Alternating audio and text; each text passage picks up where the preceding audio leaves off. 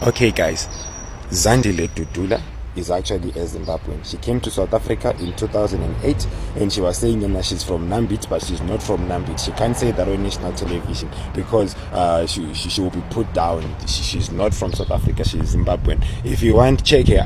I need to everyone who was born in South Africa or Zimbabwe, they've got immunization processes, right? Check her immunization mark and tell me if it's from South Africa or if it's from Zim.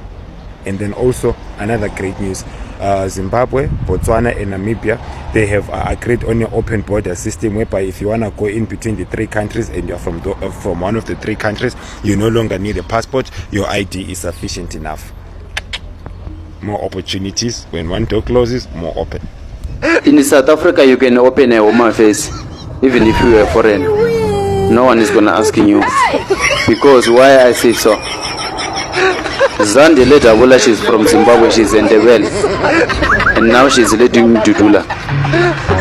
And this Zandile Dudula or Dabula, whatever that you call yourself, yekela uqoka uniform ye military yase South Africa. We are slaza. If you think ukuthi ama South Africans are xenophobic, they are not. You will be very, very disappointed. Kubmula uniform ye military ye South Africa. Ngwabavele uyaslaza. The leader of Operation Dudula thinks she can fool the whole South Africa. Of course, you're going to fool some fools. What qualification does she have? I saw some pictures, a whole lot of pictures suffice over the internet of her and some of the family members. All of them don't look like us. Allegedly, no school in Soweto recorded her as an attendee. I look at her LinkedIn profile, she did B.Tech in 2008. There's no diploma. In South Africa, you can't do B.Tech without diploma. She did B.Tech in contact center. But yet she thinks she can run the country. Like what? What madness is this? Huh? Not only that, she didn't include her matric details in LinkedIn profile. But yet, she wrote president of Operation Dudula.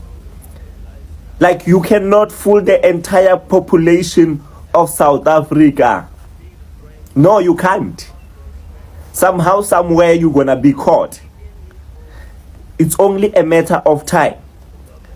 How can you say you don't have a home, you're originally from Soweto, but you are not in records, allegedly, of any primary school, middle school, or high school? How can you start an entire LinkedIn profile where you are not indicating where you did your diploma? You only did your B.Tech in 2008. How can you do a B.Tech in South Africa without diploma? And we don't know if that college really exists or is just a fly-by-night. But anyway, I'm telling you for free, there is no way you won't get caught if you are lying about your nationality. Ask Chidima. Ask all the chance takers. No wonder you are spreading hate, because I don't know South Africans like that. But anyway, the truth will come. And we can draw historical context on this. There was a lady who roamed around the England back in 17th century.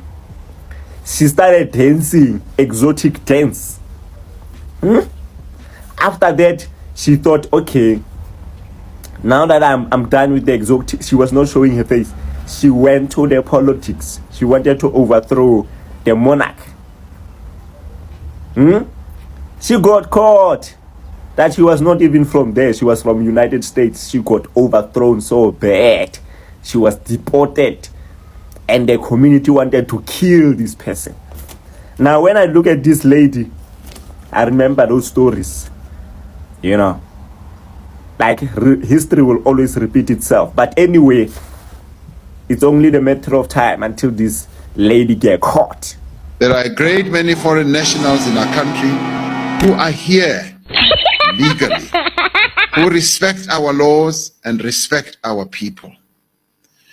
If there are foreign nationals who act outside the law, yes, they, like South Africans, who do not respect our law, should know that they will be dealt with in terms of our constitution, in terms of the precepts that are laid out in our laws. And they should know that they will be dealt with by the law enforcement agencies and not by people who just roam about and take action against them. There is no reason and no excuse for anyone to take the law into their own hands.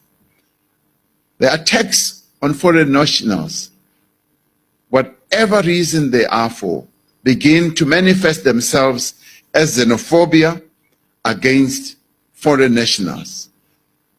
Xenophobia has no place in our new democracy, and we must do everything to root it out. Number two, we were very clear that it's unlawful for any citizen or anyone to try to enforce immigration laws. No one is allowed to play the role that is supposed to be played by Home Affairs. Number three, we've engaged with the National Police Commissioner, we've engaged with the National Health Department to say that they must do their work, which is policing, which is ensuring that everyone is able to access healthcare. So very, very clear, the answer is very, very clear that it is unlawful to prevent anyone, either documented or undocumented, from accessing healthcare.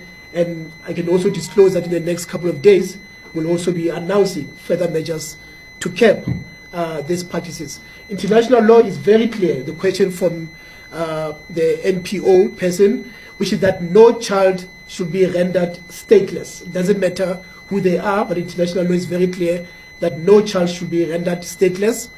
The Constitution is also very clear when it comes to the rights of the child, that every child, whether documented or undocumented, they've got the right to access education, they've got the right to access healthcare. Listen very carefully to the announcement from the President of South Africa. I've directed the Minister of Police to have a meeting because this violence is now mutating and taking different forms that represent themselves in a way that we do not want to see in South Africa, where communities seem to be attacking one another. So we want this to stop, and I want it to stop immediately. No justification whatsoever for any South African to go out of their way to attack people from other countries. We need to act in a way where we give respect to people from other countries and show them that they are welcome to be in our country. We need to deal with our own problems in a way where we sit down and discuss those issues with the various structures that we have. We cannot accept sense that South Africans do not welcome Africans or other people from other countries. We cannot do that because we are welcomed in other countries. Right now, we are part of the whole continent having inaugurated the Africa Free Trade Area Agreement. So our drivers are now going to be afraid to drive vehicles in other countries. And there's just no justification whatsoever for people who have a sense that their jobs are being taken by people from foreign lands to attack them, to destroy properties, and actually to kill them. This must be stopped. Our good leader, South African president, he made it clear for those criminals that try to break South African laws by abusing people, arresting people, like foreigners in South Africa. The president, he said these things, it has to come to an end because it is affecting the business, it is affecting the relationship between other countries. So this is issue, it has to come to an end.